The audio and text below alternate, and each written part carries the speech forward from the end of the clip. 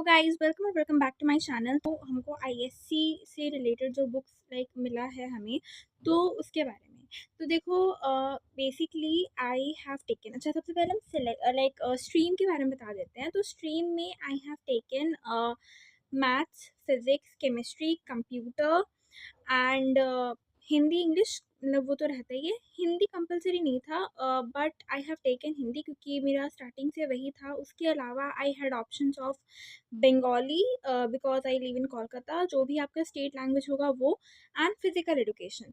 तो आई टुक इंग्लिश क्योंकि sorry Hindi, because physical education हम कभी ऐसे पढ़े नहीं थे। क्लास 9th 10th में भी मेरा कंप्यूटर था ऑप्शनल में, तो इसी वजह से। और ऑप्शन क्योंकि कंप्यूटर हमको बायोलॉजी से ज़्यादा बेटर लगता था। Now see, basically literally speaking, जो सिलेबस क्लास 10 में था उसका डबल तो हुआ है सिलेबस क्लास 11 में, नो डाउट।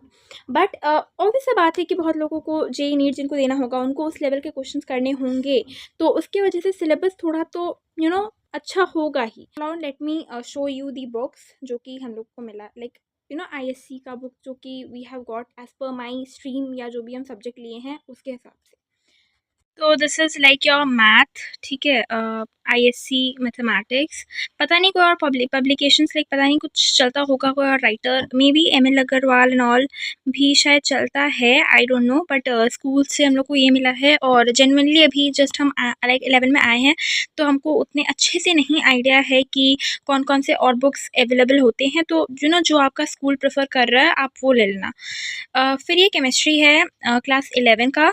एंड ऑब्वियसली अगर आपको जे या नीट करना है तो आपको एनसीईआरटी तो एक लेना ही पड़ेगा। उसके अलावा आप आईएससी के बुक्स ले सकते हैं for your examinations, and even इसमें भी जो रहता है तो वो अच्छा ही रहता है, for JEE NEET kind of competency questions वो उस टाइप के। तो या मतलब कॉन्सेप्ट्स वगैरह के हिसाब से आई एम स्पीकिंग। फिजिक्स का आपको 2 बुक मिलेगा, दिस इज पार्ट 2। इसी तरीके से एक दूसरा बुक है same publication, that is part 1।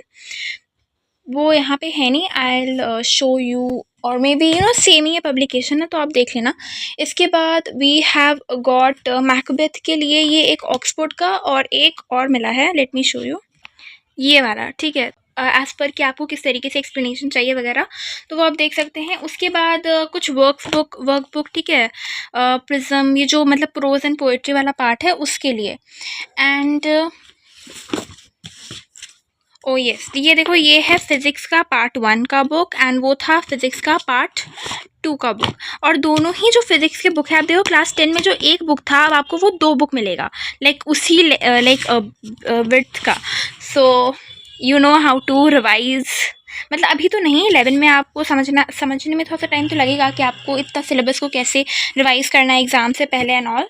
And then we see this is computer because my option is computer, and some workbook for Macbeth. और ये पार्ट, अच्छा वो क्लास 12 के लिए था, ये क्लास 11 का है। क्यों अब पता नहीं, we have got a mixed of 11 12 के कुछ बुक्स साथ में। तो या उसके बाद तो जैसे हिंदी का बुक्स है, जिन लोगों का हिंदी होगा उन लोगों के लिए व्याकरण, एंड एक और बुक, और ये एक टोटल इंग्लिश जो शायद हम लोग कभी खोलते भी नहीं हैं, बट है क्योंकि इस बार इंग्लिश का थोड़ा सिलेबस भी डिफरेंट है क्लास 11 एंड 12 के लिए। तो ले लेना, आई गेस थोड़ा काम अगर आपको सिलेबस वगैरह कुछ देखना हो तो यूज़फुल हो जाएगा, देख लोगे आप एक बार। और इसके अलावा प्रिज्म, और वही जो पोएम्स का है वो, तो ये एक शॉर्ट स्टोरी, और एक आपका ये, ठीक है।